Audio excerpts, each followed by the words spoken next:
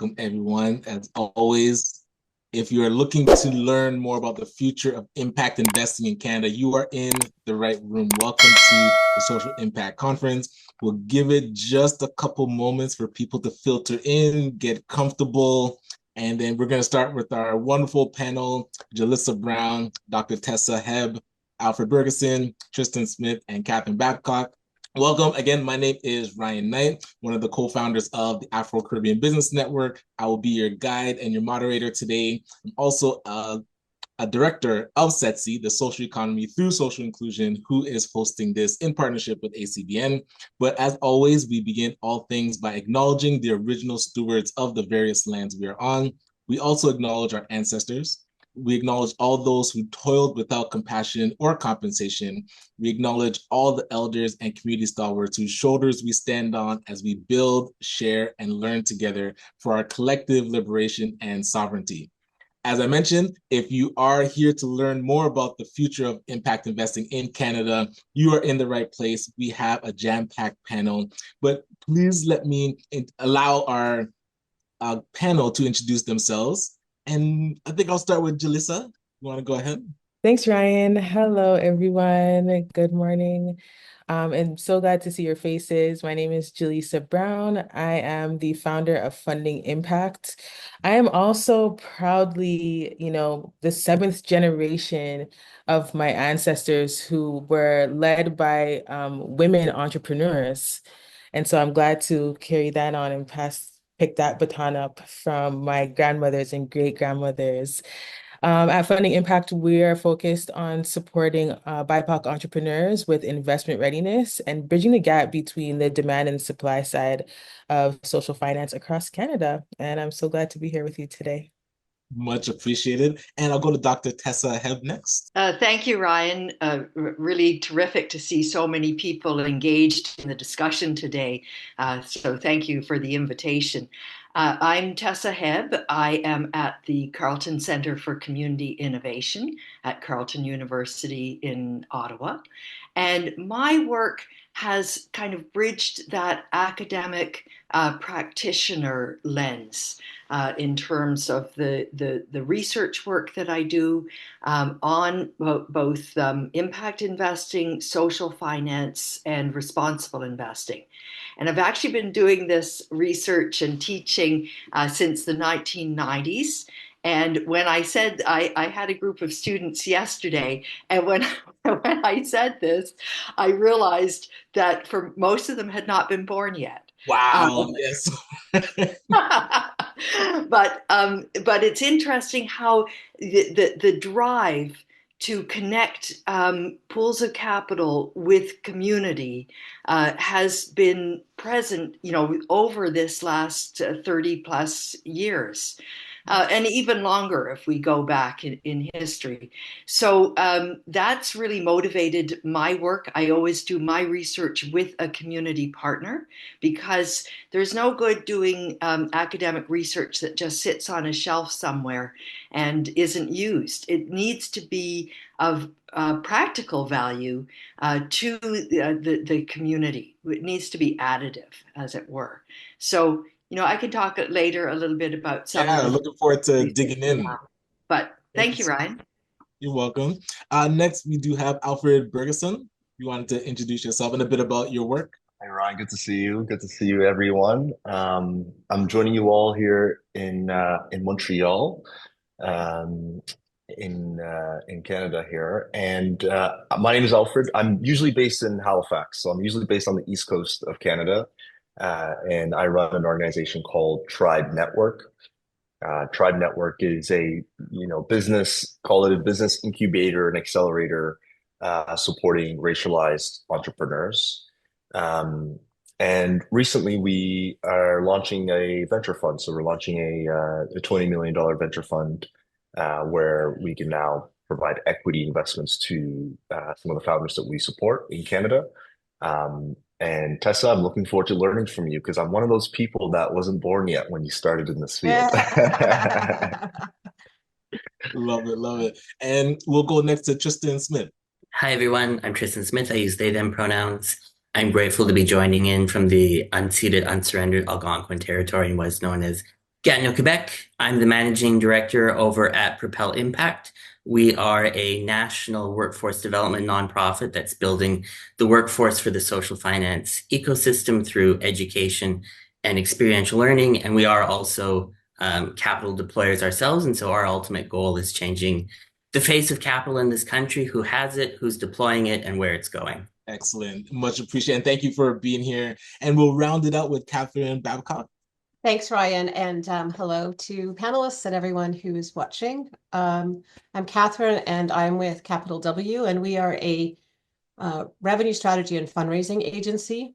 And we've spent most of our time historically around major gifts in the charitable sector, and helping community organizations really benefit from the science of fundraising that the large universities and hospitals avail themselves of to be able to compete in that context. And curiosity between where venture philanthropy ends, which is at the where you can get a charitable tax receipt to be part of a pooled investment, and where impact investing begins. So increasingly, we are expanding our work to include impact investing in the capital stack for any particular cause, organization, or initiative that we're involved with. Sweet. And I'll bounce back to Tristan with my first question and thinking through what you feel the Canadian impact investing landscape and how it'll change over the next 5 years. So Tristan, I'll start with you. Thanks, Ryan. I think we are at an inflection point in how the ecosystem is developing. We are several years in now since the launch of the Social Finance Fund and getting to see how that iterates. And so I think for me in the next 5 years, it's going to be a time of globally, I think, we're going to have some geopolitical uncertainty, but for the ecosystem, I think it's a time of excitement that we're moving beyond the phase ones of what capital deployment looks like, emerging intermediaries, and we're going to see newer and more exciting ideas coming out from different capital deployment organizations. So I think seeing new bond structures, seeing new ways and new relationality between investors and investees over the next 5 years.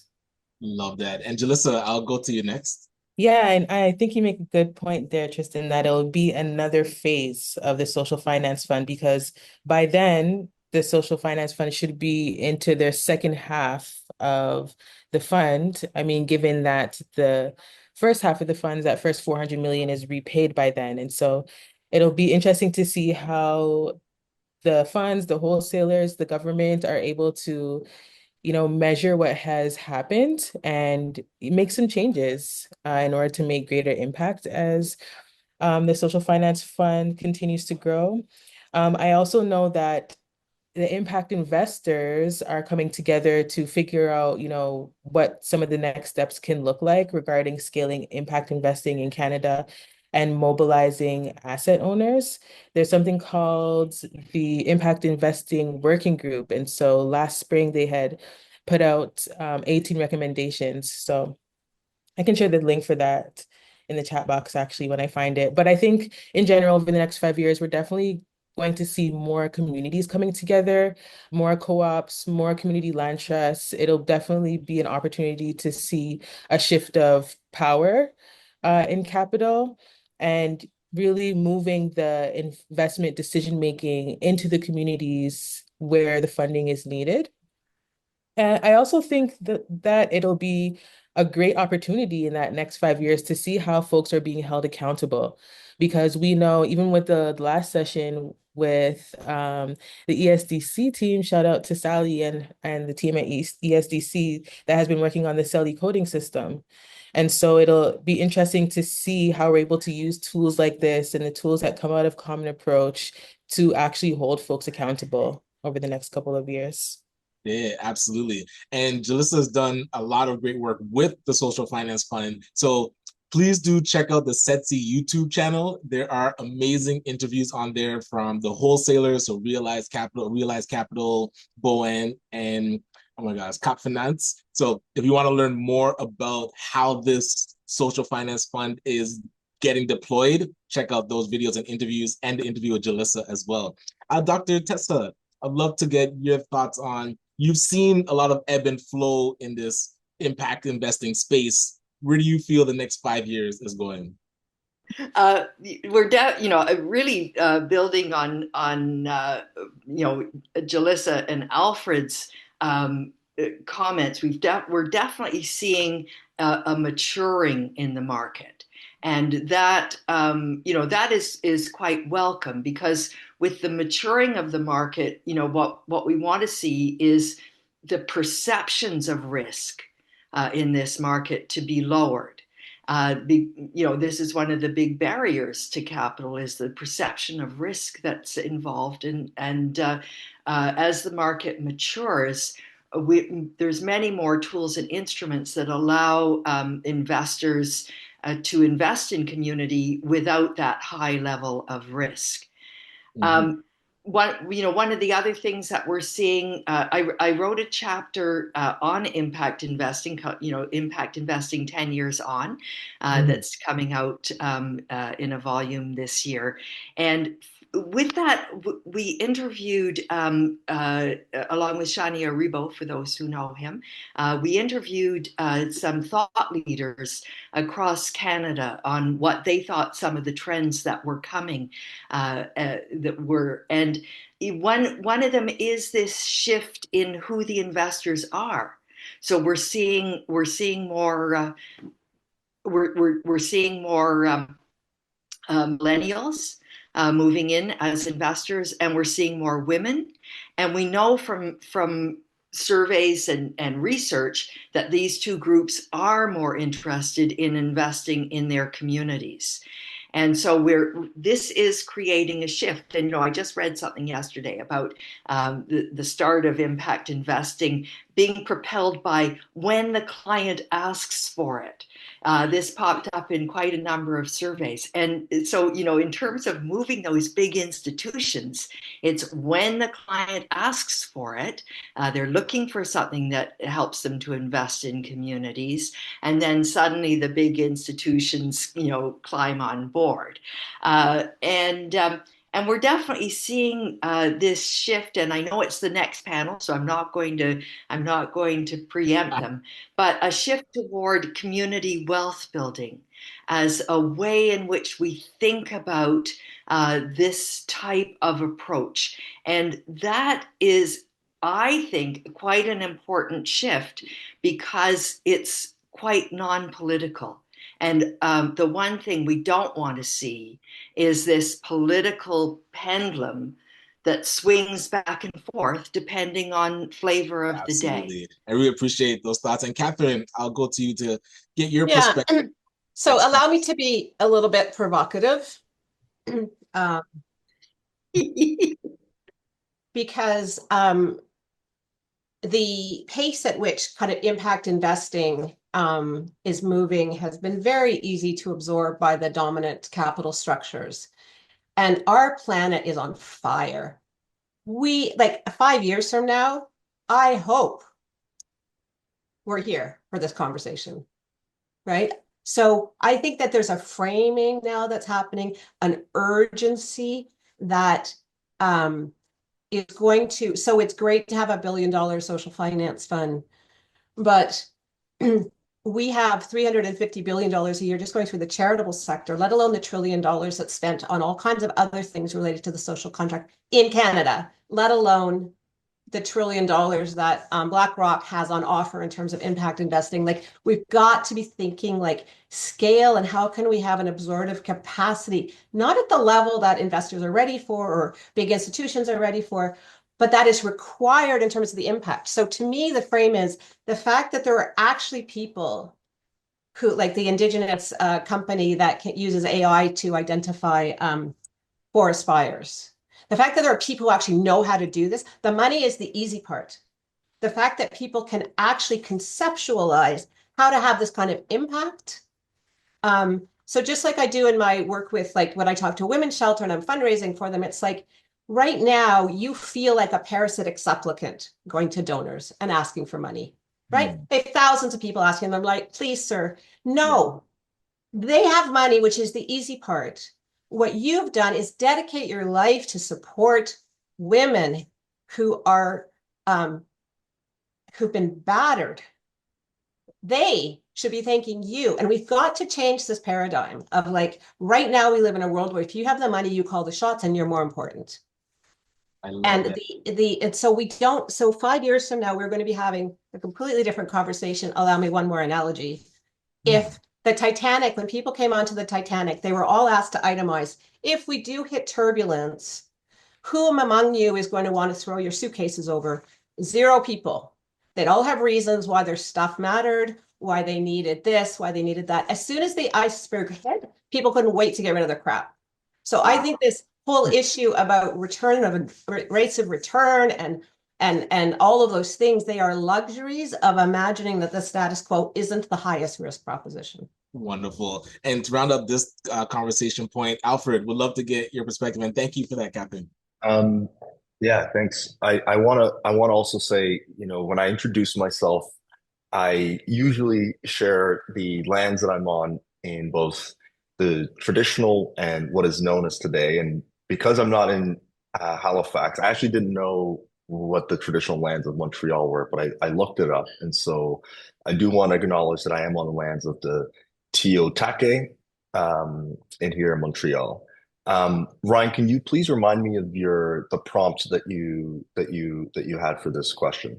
Yeah, more just getting your thoughts on where the next 5 years of impact investing is going in Canada and how you're. Gotcha. So I think, the social finance fund was referenced earlier, and where Tribe Ventures I mentioned is a new fund that we've launched, and we're going through the process of fundraising. And what I am, what I like, what I've seen that I think gives me hope about the next 5 years is some of these social finance funds are, um, you know, setting targets with the funds they're investing in to ensure they're investing in social purpose organizations and to ensure that there's an assessment and a management and alignment of the goals related to investing in more social purpose organizations. So that does give me a lot of hope.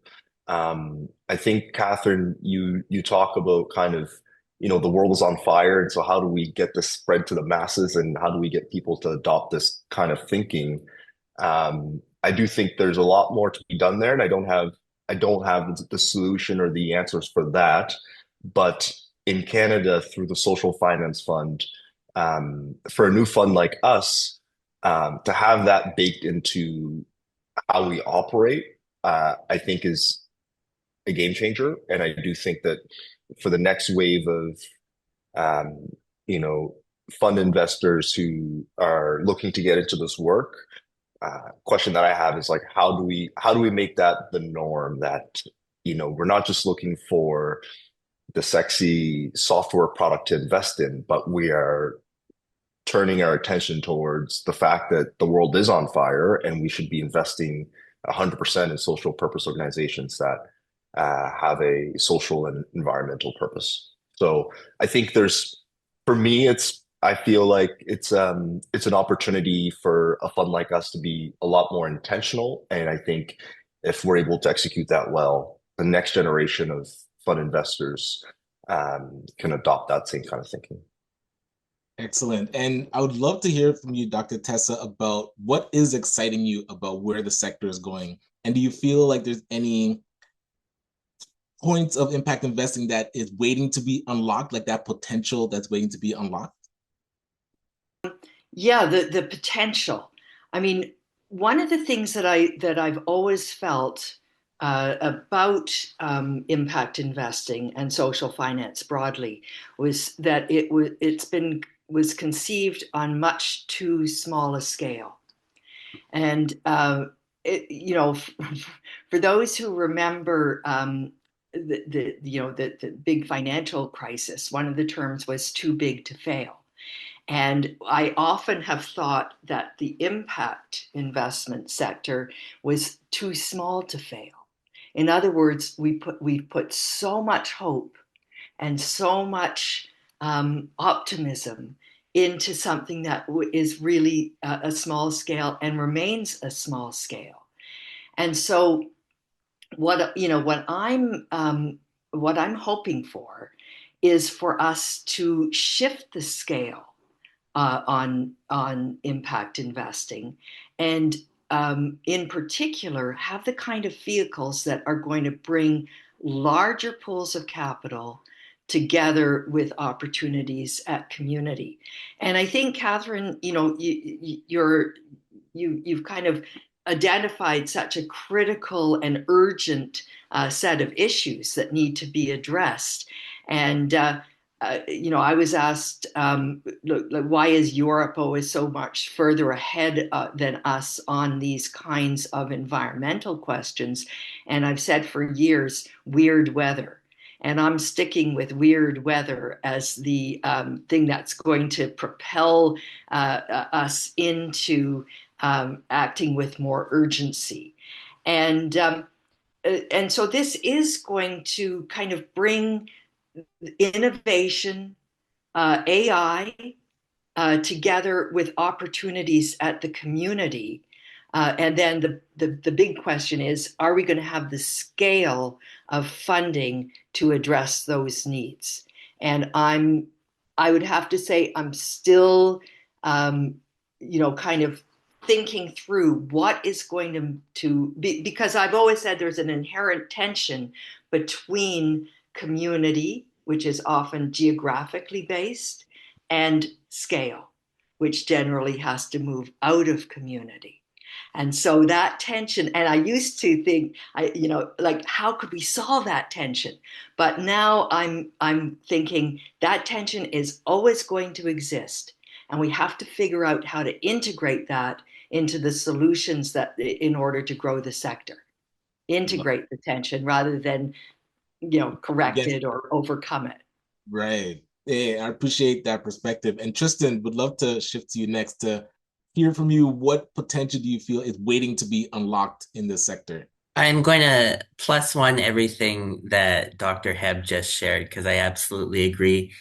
And then going a little bit of a different direction, I think one of the unlocked potentials is getting social purpose organizations to understand the potential of impact investing. And so when I'm talking by social purpose organization, we know that small businesses and startups, they understand this. They're trained to understand investment. But when we're talking about charities and nonprofits, I think one of the biggest risk appetites that we need to be shifting is among the board members of nonprofits and charities. And so when NPOs stop seeing impact investing, whether it's debt, etc., when they stop seeing that as a way of cannibalizing their donations and start seeing it as a way of augmenting, increasing their impact, borrowing from Catherine's lovely talk about the women's shelter, when nonprofits see this as a way of expanding in a good way, I think that's where the real potential comes from. We can't just be talking about investors. We can't just be talking about intermediaries. We really need to be talking about the community organizations that are going to be receiving this capital. And on a much larger scale, we need to have them prepared and ready for this and excited in whole new ways. And so I think that's the real potential. And you mentioned nonprofits are seeing it as being cannibalistic to their current fundraising. So why do you feel there's that tension for nonprofits not to leverage other types of impact investing in capital? Because I think Catherine made that beautiful point around it feels like when we are doing good as an organization, that it is like, supplicating yourself, saying, oh, please, can we have some more? And so I think in that way, we have not-for-profit organizations who feel that tension, being like, we don't want to ask for more money, it's going to take away, but not understanding that where oftentimes we as individuals and on the institutional level, the hand that we gift from and expect a charitable tax receipt isn't necessarily that same bucket of money, that same mentality of where we're going to be investing from. And so for me, I look at this for so many nonprofits that have existing donor pools, that have existing relationships. An impact investment, whether it's a community bond, etc., that is a whole new way to go back to people who are already invested in your mission and ask for money in a different form. Love that. And I appreciate you digging deeper into it. And Jalissa, would love to get your perspective as well. That unlocked potential that you see in impact investing, how do you feel like we get to it so that we actually can benefit from it going forward? Yeah, double clicking on all of the great points so far. I'd say that to that cannibalistic point, I was having a conversation with an investor recently, and they were talking about how the Canadian legislation is just so rigid and difficult that oftentimes, doing bad investments the wrong way, let's say, is easier to absorb because it can just be written as a part of the disbursement quota versus doing things the right way. And Wow. so I definitely say that there's a lot of unlocked potential in regards to policies that make things easier. Um, to Catherine's point around AI, there's like being able to use AI to predict forest fires, like is mind blowing. But I also think about within the nascent Canadian ecosystem that is currently focused on impact investing, how can AI also be leveraged to take some of the burden off of, some of the concerns around data collection and impact measurement and just making some of the operational things a little bit easier. This is something that Funding Impact is also working on, how we can help with implementing and creating some AI tools that lift some of this burden. I think uh, having some more creative financial structures for making impact investing accessible is going to be very important. Like really looking at how we are bridging the gaps between private capital and creating more catalytic capital. Like where are the blended finances? Where are the Canadian philanthropic dollars?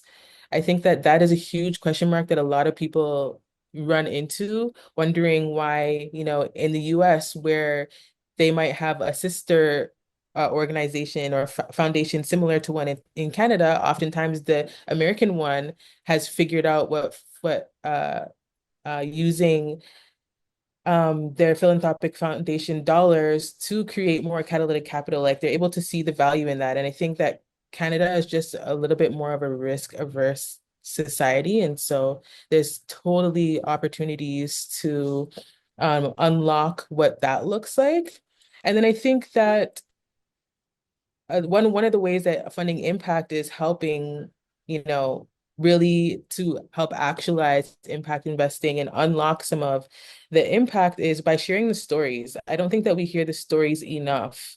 What are the stories of impact? Like, hearing, as Catherine said, you know, stories about predicting forest fires, like not being able to hear these and hear the case studies, I think makes it feel or sound more risky. And so, as we're able to share more of those stories of impact, I'm sure that these case studies will help those with the dollars realize that it's not as risky as they assume. And Jalissa, you touched on something around the different types of capital. And I remember as the social finance fund was being put together and they were doing workshops about all the different types of ways that this fund could be created. I didn't even realize there was that many types of capital. And so, Alfred, would love to hear your perspective because you're starting this venture fund. What made you want to get into that type of capital, and what other potential do you feel could be unlocked in impact investing? Yeah, of course. So as I mentioned earlier, I'm the CEO and founder of Tribe Network, and Tribe Network has been operating for about 5 years now. We're a not-for-profit that provides capacity building for entrepreneurs, right? So we provide mentorship, coaching, educational resources to our entrepreneurs, and we do that at no cost.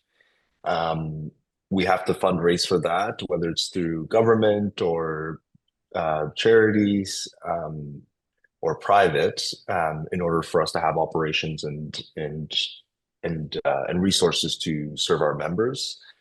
The I would say the impetus for creating a venture fund came out of number one, noticing the talent in our network that they were actually venture grade. And people were, various founders have gone on to raise capital. Um, However, what a trend we noticed was that it was always taking, mind you, we serve racialized founders. It was always taking another racialized um, fund manager to lead in order for them to successfully raise the capital that they're looking to raise. So that was an observation. And then I would say the third thing that the third thought that we had that made this a no-brainer was that I I was not interested in necessarily running an organization that was solely dependent on external factors. Um, and so the thinking was, how do we make how do we make the tribe ecosystem more sustainable long term? Well, it's okay, great. We have a not-for-profit that's providing capacity building at no cost.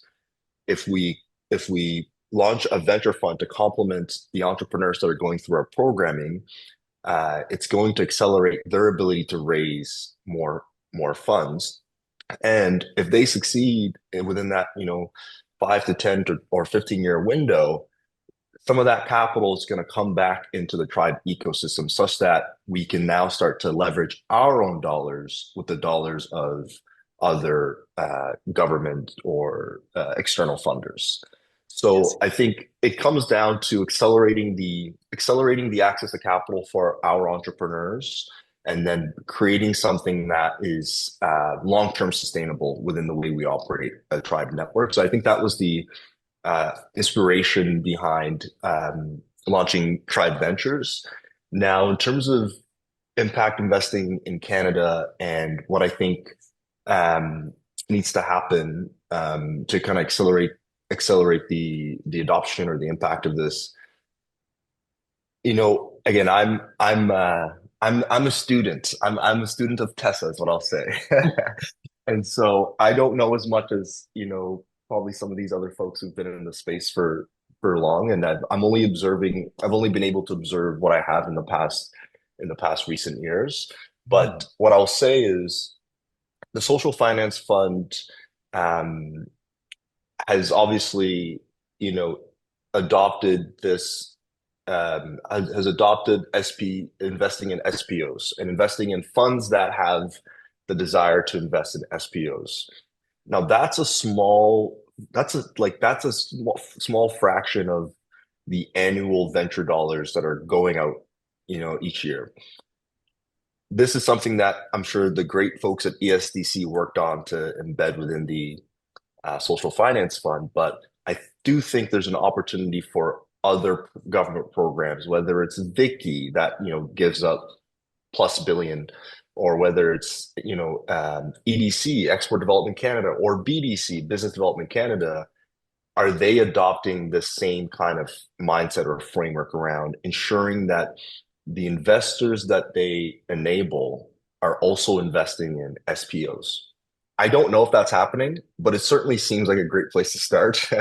And maybe there's some sort of act or there's some sort of bill that can be passed in the House of Commons that requires, when government's giving money to funds to be responsible for, that there's a requirement of a percentage of those funds going to SPOs. So those are some thoughts. I don't know if that's something that's already ongoing or if this is something that people are lobbying for, but it seems like a great place to start to essentially just change the way that the Canadian venture ecosystem operates. Excellent. And yeah, being able to keep an eye on, be purposeful, put pressure in that space, hold them accountable. I'm curious, Catherine, your thoughts on what we might be missing as we're moving forward. Thank you, everyone, so much. It's a great conversation. I'll try to be brief, but in my view, what's going to unlock capital is the way people think about things and narratives. So money follows narratives, and I think there's 70,000 kind of charitable organizations in Canada that rely on individual donors, sometimes $10 a year, sometimes $10 million a year. But I think that there's an awakening amongst those donors to know that, oh, if I'm contributing to an endowment, not only does my little 5% every year go towards something, my 95% can be used for impact investing. I don't think donors know that. And I think it will actually accelerate community foundations and other bodies' ability to fundraise when people know that they can get a charitable tax receipt and have 5% as the disbursement quota, but really the 95% moving in impact investing. This, once that's known, it's going to drive a whole bunch of activity. It's just not understood quite in that way, or understood what all the opportunities are in terms of aligning impact investment. Secondly, the easiest way to unlock investment capital in Canada is just to think differently about the long-term investable assets that are held by charities. So as most of you know, Capital W has 5 years of data on all the charities in Canada, inclusive of public and private foundations, and did an analysis in terms of what the long-term investments are. So if there was motivation, if they wanted to, the charities moving as either private, public, or charitable organizations, if they wanted to apply their long-term investments, there's as of 2022, which is the latest stats, we'll soon have 2023 stats. There's $170 billion in long-term investments, not assets of housing or not their short-term reserves, actual investable. So if there was a motivation, if there was a change of mind, then that could unlock pretty quickly. But what I'm going to propose, instead of a change of mind of the foundations or the people holding those assets, the charities holding those assets, that there could be a changed consciousness of Canadians, because there's a view, first of all, many people don't know that private foundations are charities. And actually, when a foundation becomes private, what becomes private about it is that money is taken out of public hands and put into private hands, because those private hands are bringing more money to the table, which is beautiful. It's a social contract. We've agreed to it. It's lovely. But if we could ask for the publicly subsidized part of that $170 billion, and let's just be super conservative and say it's 10%, if we can ask for the part that is publicly subsidized to be used for impact investing in terms of the asset, seems like entirely reasonable, because it's subsidized. So so people putting in their private money, they don't have to do that. They can invest in anything they'd like. Mm-hmm. Just for this little 10% teensy weensy bit that we actually subsidized, that we actually kind of gave you in terms of tax credits and whatnot. If we could have that teensy bit for impact investment, and it was understood in that way. That is not kind of government oversight telling rich people what to do. It's like, no. We all can make our own choices. It's just the publicly subsidized choices. We would love you to use those assets towards impact investing. That could unlock $17 billion. Yeah. But now, so what are the roadblocks to that? Because it sounds on paper like that makes sense. What obstacles are we facing to unlock that? So many, and happy to do an entire panel on that very, very question, because there's been efforts, lobby efforts at varying levels. And it is something that there is a path forward, but it would require a lot of a legislative policy change, but also public perception about government oversight. I mean, just disbursement quota was challenging, let alone the asset piece. But there's, again, other jurisdictions where people think it's bizarre. Like in the UK, there's been really wonderful work done about, it's bizarre that you could be sitting on assets that you got for charitable purpose. All we're asking is for an alignment. You exist for charitable purpose. If you don't want to exist for charitable purpose, you don't have to, but you've entered into a social contract by becoming a foundation. So you are or becoming a charitable organization. So we're asking for you to have a coherence, a congruity, that all of your money is being used towards your charitable purposes. And the fact that that is seen as an overstep is bizarre, because that's the whole. So you just have to reframing the conversation. So there's a PR and a GR and a multifaceted piece to that. The other thing I just want to sneak in here, though, is the idea of nonprofits receiving, are they ready to receive social finance? It's a very, very small percentage of social purpose organizations that have the assets to be able to collateralize debt, and who have the kind of a business that you can work out these kinds of on-ramping. And so the current governance structure is not fit for purpose to take on debt. They're not allowed, actually. You cannot take on debt as a as a community organization, unless it's backed up by some form of collateral. The role of boards is largely in an oversight, and it's risk adverse. And so as the work that Tristan and other people are doing in terms of like opening up these possibilities and creating viable businesses for on-ramping and resourcing, there needs to be a looking at governance and what nonprofits and charities can and cannot do. Because often there's a sense of like the charities aren't ready to take on the money, but the money's not ready to take on the charities because it's not structured to be able to absorb it. Yes. Okay. Love that. And Dr. Tessa, would love to hear from you some of the obstacles and roadblocks you've been seeing as we're trying to shift impact investing in Canada. What should we be looking out for, and how can we get around it? Well, I'm going to build on Catherine's remarks, because and Tristan has raised this point as well. I mean, as a roadblock, I would put the roadblock of risk at the kind of center of what stops the flow of capital through the intermediaries and out to the demanders of capital. And just a couple of years ago, Imagine Canada did a really extensive survey. I think it's 1,000 respondents about using social finance in their organizations. And still, the vast majority of them said, no, we're not going to. And why? Well, we don't think our boards of directors, which speaks to what Catherine was saying about the structure, would want to take on that risk. And so, right away, you see just from that Imagine Canada survey that that risk is really at the center, at the demand side.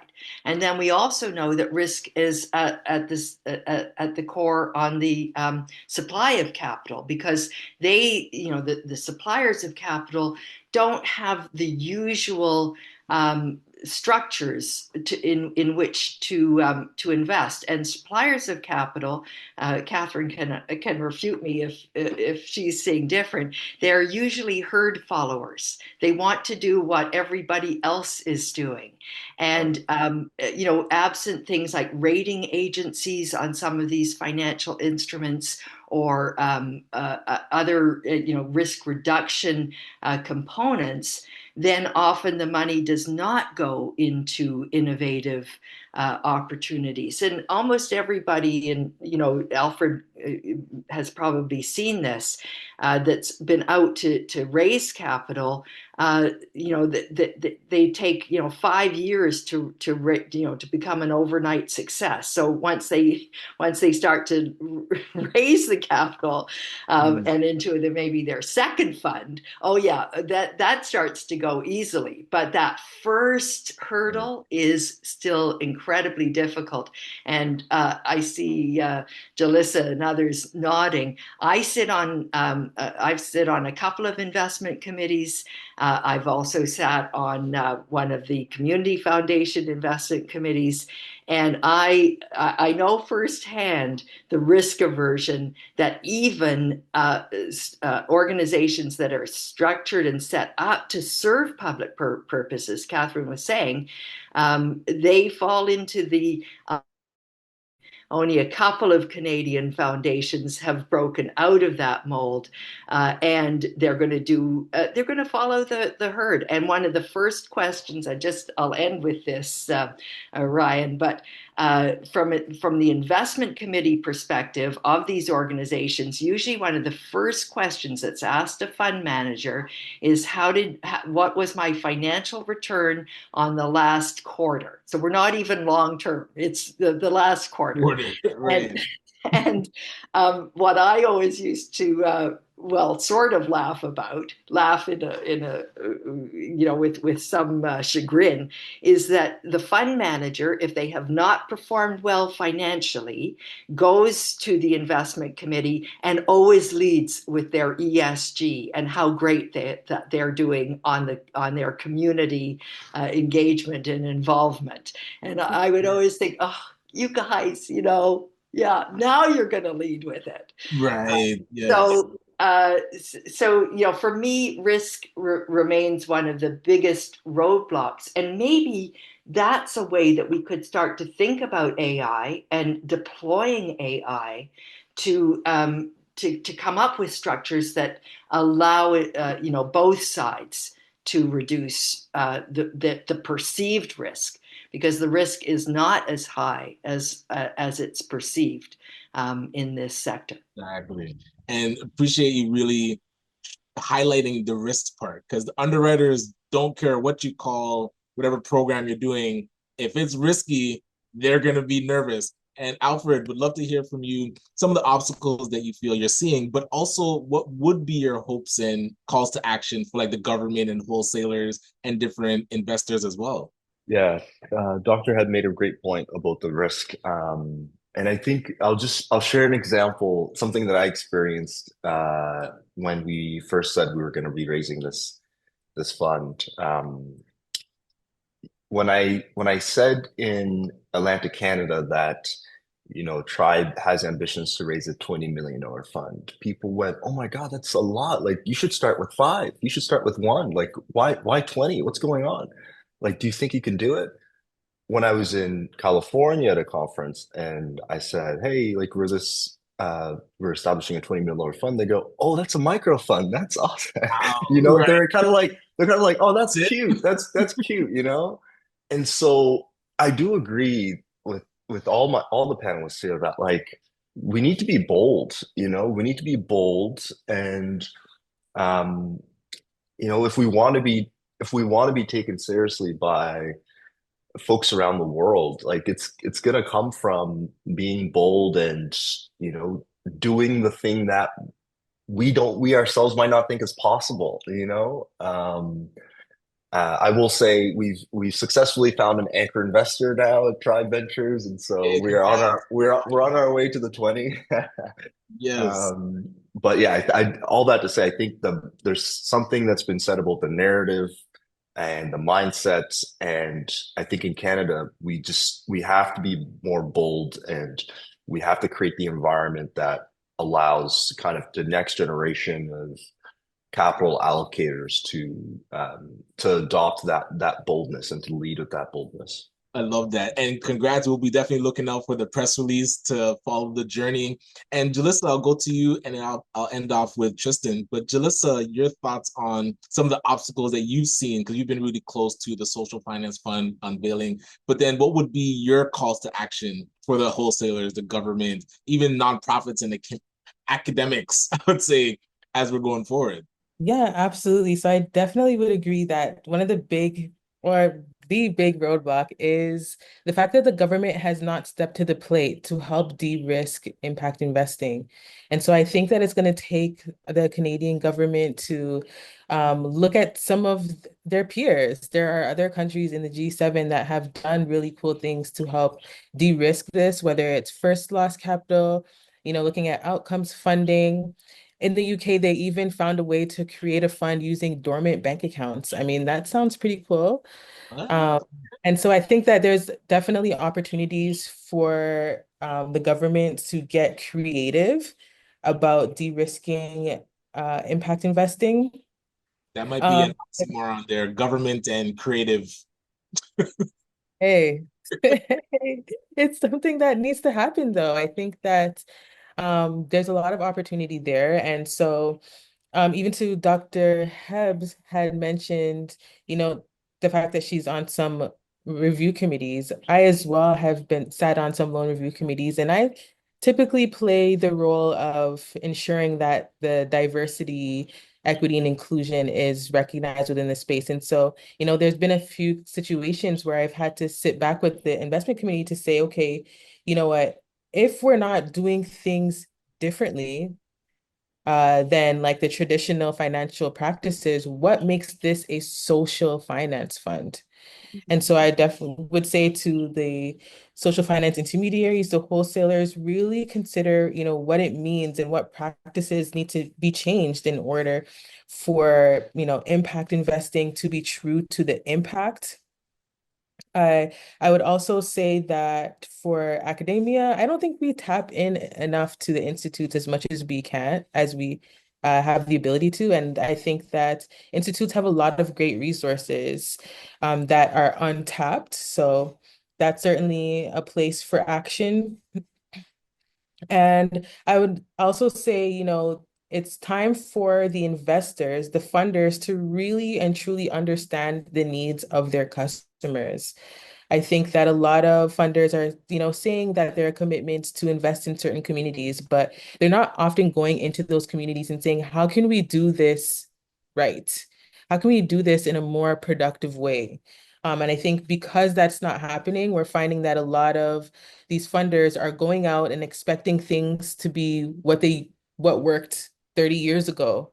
And I think because of that, we're, just falling into this never-ending cycle of, hey, we made this commitment, but nobody came. Well, it's also because you have not created space for them to qualify Right. for that funding. So yeah, certainly a few ways that we can break through some of those obstacles. And then the last thing is funding impact. Again, we really support entrepreneurs with investment readiness. So the other side of ensuring that commitments are being made is in having the SMEs and the social purpose organizations actually ready for those investments. So I would say that there needs to be more of a focus on the capacity building to bridge the two gaps. Love that. And Tristan, yeah, we'll round up this conversation piece around what obstacles are you seeing, but also what would be the call to action for government and wholesalers and people that kind of have their pulse or finger on the pulse with the funds flowing.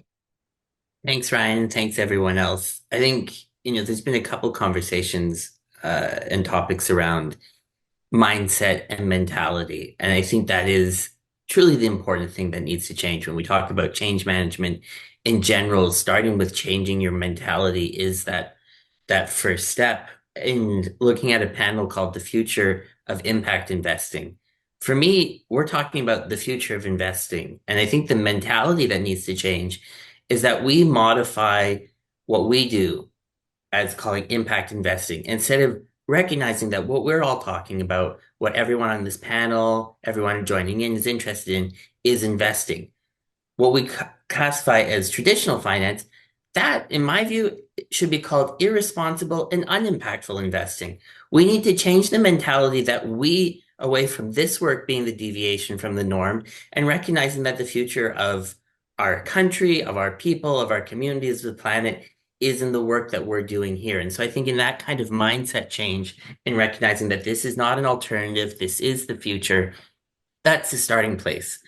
For your point then, Ryan, around how do we move through those obstacles, I think it's also changing our mindset in our relationship with government and the asks that we're putting in, moving away from that traditional relationship with government of looking at it as a funding source. We have a social finance fund. I think even when we dream of a bigger social finance fund, we are dreaming within the finitude of government rather than thinking about how are we changing the policy pieces that Alfred, Jaleesa, Dr. Hebb, Catherine have talked about. When we change those policy pieces, when we encourage the capital that wants to come into this market, when we change those policy pieces, then we're dreaming with, I think, a much more infinite realm of possibilities and talking about what that can look like in terms of loan guarantee funds, what that can look like around mission aligned investing for charitable organizations, taxation structures, community reinvestment.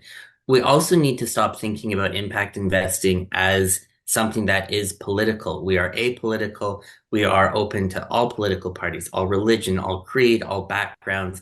This is about investing in community. And I think the mindset we all need to have is that when we impact invest, we're also investing in ourselves. We are investing in our local regions. And that's the growth mindset that we need to be taking towards this, is one of open doors and working with government as partners, and not just at the federal level, but how are we doing this at the municipal, provincial, and territorial levels as well? Love that. And I really appreciate that perspective. But I'd also love to hear from you, Catherine, your closing thoughts and that call to action. And then we'll close out with you, Dr. Tessa. But Catherine, yeah, if you want to go ahead. Okay, thank you everyone for your comments, and Tristan, I really appreciate what you're saying. And the way that I think about it is that all investing has impact. Everything we spend our consumer dollars on, our philanthropic dollars on, our investment dollars on, it has an effect. It doesn't disappear into nothing. It's the fact that we're drawing out impact investment as like particular positive outcomes. But I'll just say something and potentially provocative, but again, I think it's a lot to put on an impact investor or even this teeny tiny little ecosystem of impact investing to try to change the norms and the mentality of an extractive economy.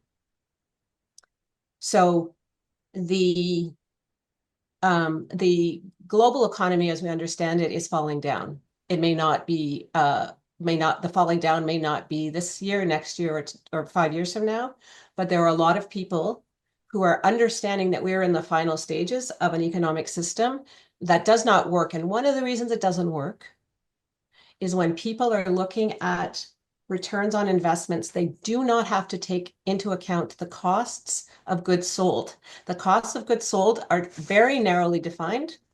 They do not take into account the actual costs of goods sold in terms of environmental, health, climate, all of those pieces. So I just keep getting this image of somebody like an actuary or something, like looking at a little Excel square while there's this massive wave of fire that's just about to consume the building. That's where I feel like we are now in terms of these little conversations about material risk and this and that. We're still in this like little tiny finance world and missing the fundamentals. And there are a lot of people around the world who are working on this, kind of hospicing modernity to a new future. And I think it's helpful to think of impact investing instead of it being like something that could take on the current financial systems, because it can't. Right. And As as creating a way forward for the new to come in, that this work is already being done, because it's going to burn down, unfortunately. But we'll be here with the growth. Okay. And Dr. Hebb, real quick, if you want to give a closing thought or a call Okay. Well, really quick, my call to action is innovation. I think we have an opportunity to really experiment and to innovate. And if that innovation is tied with positive community benefit, then we're going to start to see a new direction that could be followed.